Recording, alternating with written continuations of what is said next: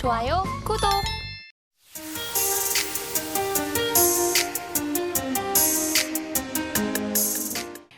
하모닉 이론을 들어갈 때, 포지션 들어갈 때 뭘 먼저 우리가 생각하라 그랬죠? 대응 계획. 내가 만약에 이게 아니면 난 어떻게 손절할 거야. 이 계획까지 세우고 그 다음에 돈 집어넣어야 된다고 말씀드렸죠. 사실 우리가 사람이 쉽지가 않아요. 보통 물리고 그때 공부 시작하잖아요. 그렇죠? 일단 주식 사고 그다음 물리면 그때부터 공부 시작한단 말이에요. 근데 사실은 그게 아니라 넣기 전에 미리 다 좀 계획을 좀 짜놔라. 이게 항상 이론에서 강조하고 있는 그런 얘기들입니다. 아주 흔한 얘기들이죠. 그래서 이제 여기에서 우리가 매뉴얼에 두 가지 설정 방법이 있어요. 첫 번째는 자동이익 목표 설정을 하는 방법이 있고, 두 번째는 이제 재량이익이라고 목표를 설정하는 방법이 있습니다. 이 장단점이 있어요. 장단점. 자동이익은 뭐냐면 내가 기계처럼 하겠다는 거예요. 기계처럼. 보통 이제 데이 트레이더들이 많이 하시는데, 자동이익 목표 설정은 기본 설정대로 38이면 38이 최소 이익가, 618이면 618이 최소 이익 목표가를 주고 기계적으로 익절하는 거예요. 기계적으로 익절하는 방법.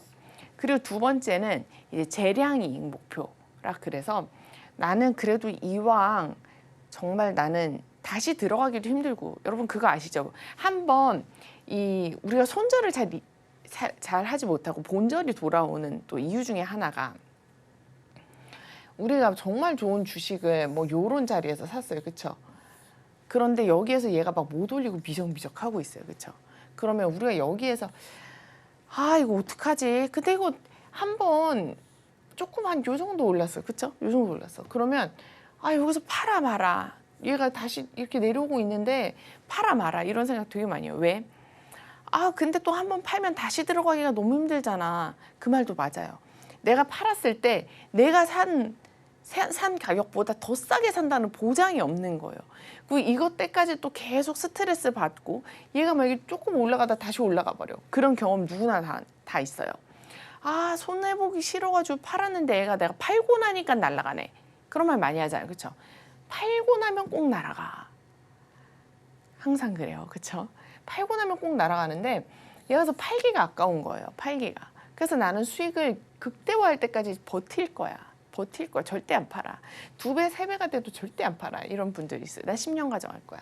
뭐 물론 믿음에 의한 투자일 수도 있는데, 이게 바로 하나의 재량이익 목표 설정이라는 거예요. 수익을 극대화시키고 싶다라는 전략입니다. 그럼 요 두 가지 전략이 있는데 나한테 맞는 전략은 무엇일까 궁금하실 테고, 그리고 도대체 이 장단점이 뭔가, 차이점이 뭔가, 장단점이 뭔가 궁금하실 텐데, 그것에 대해서 오늘 함께 저랑 공부해 봅시다. 자, 첫 번째로 자동이익 설정 전략에 대해서 먼저 알아볼게요.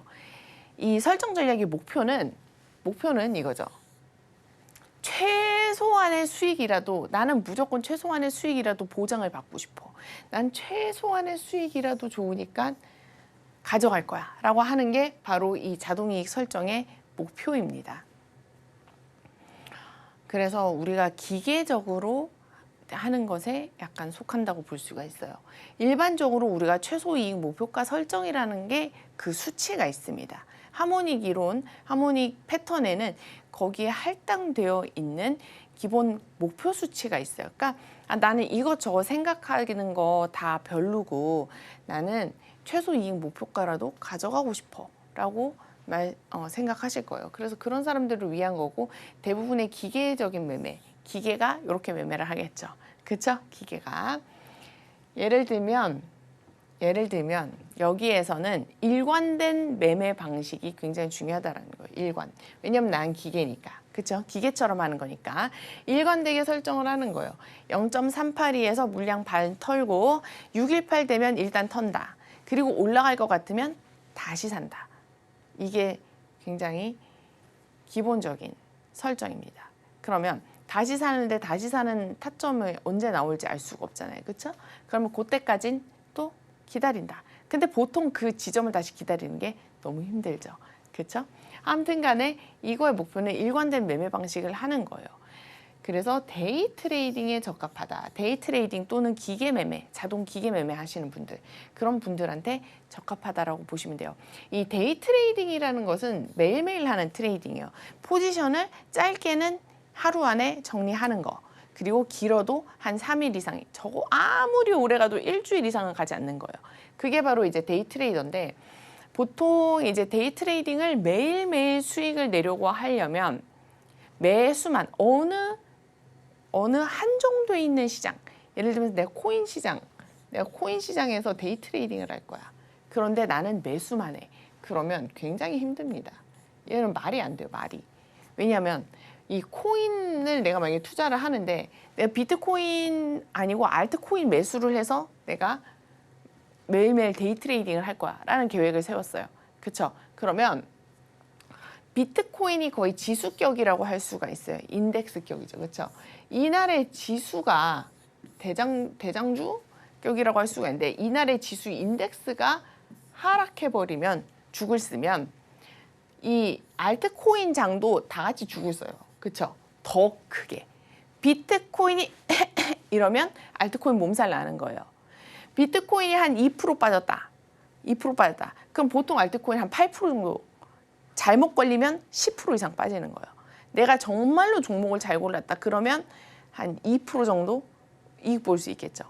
잠깐 반등할 때. 그것도 먹고 빠져나와야 그 2% 챙기는 거고, 그때 못 빠져나오면 다시 마이너스 되겠죠. 그래서 이 어느 한정된 시장에서 내가 한정된 매수라는 버튼만 눌러서 내가 데이 트레이딩을 하겠다 그러면 이 데이 트레이딩 될 수가 없어요. 그러니까 데이 트레이딩은 어떤 게 데이 트레이딩이냐면, 보통 이제 선물 매매 하시는 분들, 원자재 하시는 분들, 그다음 다양한 시장을 하시는 분들, 이런 분들이 데이 트레이딩의 데이 트레이더를 할 수 있는 거죠. 그래서 내가 어떤 트레이딩을 가질 수 있느냐라 이제 나의 성향을 판단할 때, 내가 뭐 알트코인 매수 버튼만 누르는데 난 데이 트레이딩을 하겠다, 이건 안 되는 거예요. 힘듭니다, 굉장히. 그래서 뭐 내가 매수와 매도, 그럼 나는 코인 장 안에서 매수도 하지만 매도도 할 거야. 이제 이렇게 나오는 거죠. 그렇죠? 왜냐하면 시장이라는 게 좋을 수만은 당연히 없으니까요. 그렇죠? 그래서 이런 전략들이 나오는 거고, 나는 그럼 이런 전략을 구사할 거야 하면 데이 트레이딩을 할 수도 있겠죠. 근데 지금 현재 1900년대 이후로 시장이 전 세계적으로 전체적으로 우상향을 하고 있어요. 우상향. 전체적으로 시장이 우상향 중이에요. 그러니까 우상향 중이라는 전제 하에, 큰 전쟁이 일어나서 지구 전 세계대전이 일어나지 않는다는 전제 하에 웬만하면 그래도 이 상패만 안 당하면 조금 물려도 조금 물리는 것 정도는 살아날 가능성이 많겠네라는 거죠.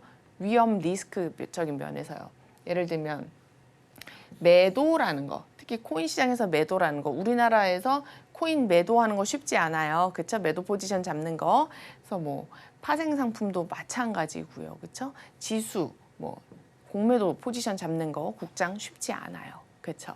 그래서 이런 길이 너무 쉽게 열려있지 않다라는 거. 매수에 비해서 매도는 길이 쉽게 열려있지가 않다, 우리나라에서는. 그래서 그런 것까지 한번 생각해 보시면 좋을 것 같습니다. 그래서 데이 트레이딩은 이제 그런 걸 얘기하고, 그리고 이제 데이 트레이딩이라고 하는 것은 정말로 기계를 써서 매매하시는 분들이 또 되게 많아요. 그렇죠? 그럼 기계가 뭘 하는 거죠? 모니터링하고 있는 거죠. 기계 프로그래밍대로 돌아가고 있으니까요, 봇이. 그래서 사실은 이 데이 트레이딩을 내가 아무런 지식 없이 하모닉 이론만 가지고 컴퓨터 앞에서 나 혼자 무료로, 그렇죠? 무료로 내가 보는 건 인건비가 안 드니까요. 하겠다 그러면 컴퓨터 앞에서 계속 모니터링을 해야 된다는 결과가 된다는 거죠. 컴퓨터로 자동 매매하는 건 컴퓨터가 모니터링을 하고 있는 거고, 그리고 기본 매뉴얼에는 항상 우리가 모니터링을 한다라는 전제가 깔려 있습니다. 이런 전략에는. 그러니까 본인한테 그게 내가 할 수 있는 것인지를 또 생각해 보셔야 되세요. 내가 지금 매수 100배 쳐놓고 나 일하러 다녀올게. 그러면 다녀왔을 때 이 포지션 어떻게 됐는지 알 수 없어요. 그래서 그런 매매는 하시면 안 된다라는 말씀 드리고 싶습니다. 그리고 이 자동이익 설정을 하는 전략은 또 그거예요. 작은 이익이라도 확실히 생긴다. 뭐냐면 보통 하모닉 패턴이 들어가는 자리, 우리가 선행으로 들어가지 않고 패턴이 완성되었을 때 들어가는 자리는 대부분의 약반등이라도 나올 확률이 굉장히 높습니다. 왜냐하면 하모닉 패턴이라는 것 자체가 이런 식의 구조예요. W자나 M자형. 그쵸? 그럼 어떻게 되죠? 얘가 이만큼 올라갔는데 다시 한참 떨어진 상태인 거예요. 그쵸? 어느 정도 떨어진 상태인 거예요. 그리고 보통 이런 데서는 이 하모닉 패턴도 어느 정도 약간 상대적인 패턴인데 상대 강도 지수, RSI라든지 RSI, 뭐 스토캐스틱, 뭐 맥디, 뭐 쭉쭉 나오겠죠, 그렇죠? 뭐 쭉쭉 나오는데 이 보조 지표들이 0이라는 100의 상대 강도를 보는 거예요. 예를 들면 얘가 100 정도로 올라갔다가 다시 상대 강도가 0이 되었어. 그럼 강도가 약한 측에 속한 거잖아요. 근데 보통 이 패턴이 뜰 때는 마이너스, 과매도 또는 과매수, 극단적인 영역일 경우가 많아요. 그러면 상대적으로 순간적인 반등이라도 어떤 사람들의 심리에 의한 여기는 약간 받쳐줄 만한 구간인데 뭐 이런 구간이 많다라는 거예요. 그러니까 대부분의 경우에서 아주 약반등 0.114나 0.236 정도의 미미한 반응이라도 탁 튕겨오를 가능성이 높습니다.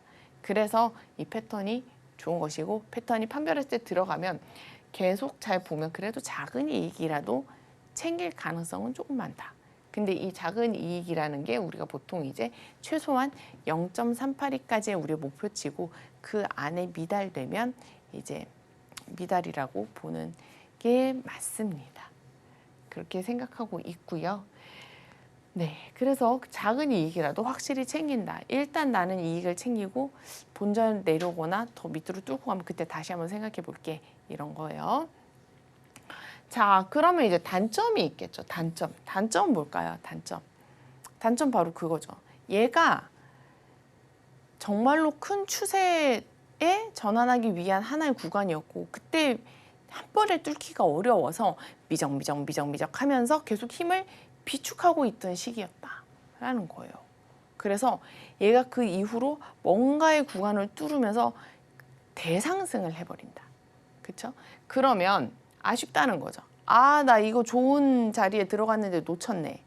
아쉬울 수 있다는 거예요. 근데 이게 얘네들이 올라가는 게 정말 순식간에 일어날 수가 있어요. 이게 천천히 올라가면서 올라가나 내려가나 올라가나 내려가나 하면서 할 수 있는데 내려가네 하는데 갑자기 막 팍 올려버리는 거죠. 그렇죠? 그럴 수가 있어요. 그럴 때 아쉬울 수 있는 거예요. 근데 그런 구간이 나온다. 그런 구간이 나온다. 그러면 우리가 놓쳤네라는 판단이 들기에는 이미 크게 상승을 한 경우에 보통 그런 생각이 떠오르요. 깨달아요. 보통. 그러니까 이때는 이미 올라가 버린 상태니까 재진입이 어렵다는 거예요. 참 어렵죠. 그쵸? 놓치는 것도 싫고 불안하면 빼고 싶고 그렇잖아요. 그쵸? 그래서 재진입이 다소 어려울 수 있다. 한번 좋은 자리를 놓치면 그 다시 들어가는 지점을 찾기가 참 쉽지가 않아요. 그쵸? 쉽지가 않습니다. 그리고 증시 쪽은 이 갭상 같은 걸 하기 때문에 들어가기가 굉장히 어려워요. 예를 들면 종가에 내가 이거 아닌가 보다 하면서 음봉으로 딱 끝난 거죠. 요렇게 꼬리 달리면서 이렇게 음봉이네 하고 불안해서 이거 예를 들어서 주말까지 꼈을 경우 주말까지 꼈을 때 나 주말에 편히 잠을 못 잘 것 같은데 그냥 일단 정리하고 다음 주에 다시 보자 했어요. 그쵸? 다음 주 월요일이 됐어. 갑자기 장이 열렸는데 급등을 해서 급등한 상태로 이렇게 와가지고 장이 열린 거예요. 그럼 재진입이 어렵죠. 이거 놓쳤네 싶은 거죠. 이거 종가에 떨어질 것 같았는데 올리네. 이런 경험이 한두 번이 아니에요. 그쵸? 그래서 모든 경우의 수를 다 잡을 수가 없습니다. 그리고 내가 좋아. 지난번에 이랬으니까 내 이번에는 이렇게 끝났을 때 종가 안 팔고 다음 주에 내가 다시 본다 하면 또 뚝 떨어져 있어요. 그쵸? 물렸네 이렇게 되는 거죠. 참 뭐든 쉽지가 않아요. 그쵸? 쉽게 주는 건 없습니다. 자, 하모닉 패턴에서 자동 이익 구간이 설정되어 있어요. 이익 목표가가. 제가 지난번에도 실행 단계에서도 여러 번 말씀드렸는데 이 하모닉 이론에서는 이 기본적인 최소 이익 목표가를 설정을 해 줍니다. 기본적으로 설정이 돼 있어요. 기계적으로. 그래서 T라고 불러요. 이거를. T가 뭐냐면 타겟이에요. 원래는 타겟츠죠. 타겟츠. 복수니까. 근데 타겟츠인데 그냥 우리 보통 타겟이라고 부릅니다. 한국말로. 그래서 이 T는 타겟을 뜻해요. 타겟. T라 그래서 타겟을 뜻하고 타겟 1은 이제 이 패턴별로 달라요. 타겟 1과 타겟 2의 설정은 패턴별로 달라요. 예를 들어서 가장 기본적인 되돌림 패턴 W자형 무난한 거, 그다음 확장 패턴이어도 W자형 무난한 거. 그래서 크랩, 가틀리, 뱃, 나비 이 정도는 다 동일합니다. 다 동일하게 사용되고 타겟 1이 이제 0.382 구간, 그리고 타겟 2가 0.618 구간이에요. 0.382와 0.618은 뭐 자연의 법칙이니까 더 이상 뭐 설명할 이유가 없을 것이라고 생각이 듭니다. 그렇죠? 0.382와 0.618을 하는데 이때 주의하셔야 될 게 바로 이 타겟의 정의가 이 전체 파동의 382, 618이 아니라 이 하모닉 패턴에서 제시하는 타겟은 AD의 382예요. AD. 우리가 A점이랑 B점이라고 설정한 AD의 382, AD의 618이에요. 그래서 만약에 패턴이 나왔는데 얘가 이만큼 초과했다. 그리고 홉 레벨 약간 못 찍고 이렇게 다시 내려온다. 그러면 어디서부터 재야 됩니까? 이거예요. 그쵸? 어디서부터 재야 됩니까? 그러면 항상 이것을 기억해 주시면 될 것 같아요. AD의 382. 그러면 이거대로 갑니까? 이거대로 갑니까? 아니면 요 파동 끝대로 갑니까? 했을 때 복불복이에요. 복불복이에요. AD의 382로 떨어질 수도 있지만 파동 끝에서부터 382가 유의미할 경우도 되게 많아요. 그리고 보통 얘가 AD의 382라고 되어 있는데 여기 편차가 조금 있을 경우에는 얘가 전체 파동의 되돌림 한 0.5 정도 되는 경우도 되게 많아요. 그래서 그렇게 피보나치가 살짝 겹칠 수도 있습니다. 그래서 보통 생각하실 때는 약간의 편차가 있으면 요 구간, 이런 식으로 구간을 퉁쳐서 생각하시면 좀 더 좋을 것 같아요. 우리가 정확한 지점을 잡을 수는 없습니다.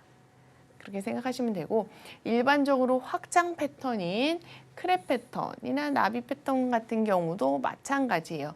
타겟 1은 AD의 382, A와 D점의 382 되돌림 구간, 피보나치 되돌림 툴을 이용해서 이렇게 382, 618 이렇게 설정을 하시면 될 거예요.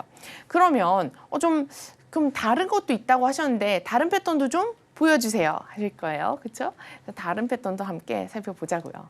그러면 자, 기본적으로 이제 좀 다른 애가 이제 샤크랑 O형 패턴이 좀 다르게 설정됩니다. 제가 W자형과 M자형 기본형들은 다 382, 618이라고 했어요. 그렇죠? ABCD 패턴 이런 것도 382, 618 적용하시면 됩니다. 그런데 샤크 패턴과 O형 패턴은 조금 달라요. 얘네들 패턴의 그 성격 자체가 좀 다르죠. 그쵸? 얘네들은 일반적인 패턴과는 성격 자체가 다르고 A, B는 CD 패턴을 패턴 내에 내포해야 되는데, 그쵸? 얘는 O형 패턴이랑 만나면서 A, B는 CD 패턴을 작용 요건을 충족하게 됩니다. 따라서 좀 다르게 적용될 수 있다는 거죠. 당연히. 자, 샤크 패턴 볼게요. 샤크 패턴이 원래 X, A, B, C, D로 이루어진 패턴이 아니라는 거는 아실 거예요. 하지만 우리가 하모닉 툴을 이용해서 샤크 패턴을 그릴 때 X, A, B, C, D로 표기하기 때문에 저는 X, A, B, C, D로 생각하는 게 편하더라고요. 그래서 이 편하게 생각했을 때 얘가 어떻게 타겟가가 설정이 되느냐라고 하시면, 샤크는 타겟 1이 이 CD의 0.5 구간입니다. 그래야 O형 패턴이니까요. 그렇죠? 그래야 O형 패턴이고, 두 번째 목표가가 이제 0.886 지점입니다. 자, 보시면 왜 얘는 CD예요? AD가 아니고. 왜 CD겠어요? C가 더 낮은 지점이기 때문이죠. 그렇죠? C가 더 낮은 지점이기 때문에 얘는 AD의 0.5가 아니라 CD의 0.5가 되는 것입니다. 네, 그렇게 되시고요. 제가 지난번에도 말씀드렸듯이 이 샤크 패턴은 O형 패턴을 지나고 다시 이렇게 올라가는 형태이고 886을 찍고 다시 올라가는 약간 요런 느낌이라고 말씀을 드렸어요. 그래서 O형 패턴까지 봤을 때 얘가 O형 패턴의 최소 이익 목표가를 한번 살펴보면 어떻게 되냐면 얘가 타겟 1은 0.886, 2는 1.13이에요. 그럼 어떤 말이 되냐면 얘는 스탑 헌팅의 자리에 다 타겟을 두고 있는 거죠. 그렇죠? 스탑 자리에 0.886, 1을 넘지 못하는 자리, 1.13 살짝 치고 내려가는 자리. 그래서 요런 자리가 O형 패턴이고 그렇다 하면 어떻게 된다? 샤크 패턴의 기본은 O형이 다시 D점을 넘는 거를 도전을 하였으나 넘지 못하고 재차 하락할 수 있다라는 의미를 가지게 되는 것이죠. 그래서 다소 조금 달라요. 얘는 1차가 0.5, 2차가 0.886이고 얘 O형 패턴은 처음이 0.886, 두 번째가 1.13이 됩니다. 자, 얘의 타겟을 볼게요. 얘는 CD의 0.886이에요. 그럼 뭐냐? 요 파동의 되돌림을 본다는 거예요. 우리 보통 AD 아니면 CD 이런 식으로 여기 밑에 있는 지점이었잖아요. 근데 O형 패턴은 원래 요만큼을 얘기하는 거죠. 그렇죠? 근데 요 BC에 대한 되돌림을 보는 것이 아니라 이 CD, 요 파동에 대한 되돌림을 봅니다. 그래서 그거를 좀 기억해 주시면 좋을 것 같습니다. 좋아요, 구독!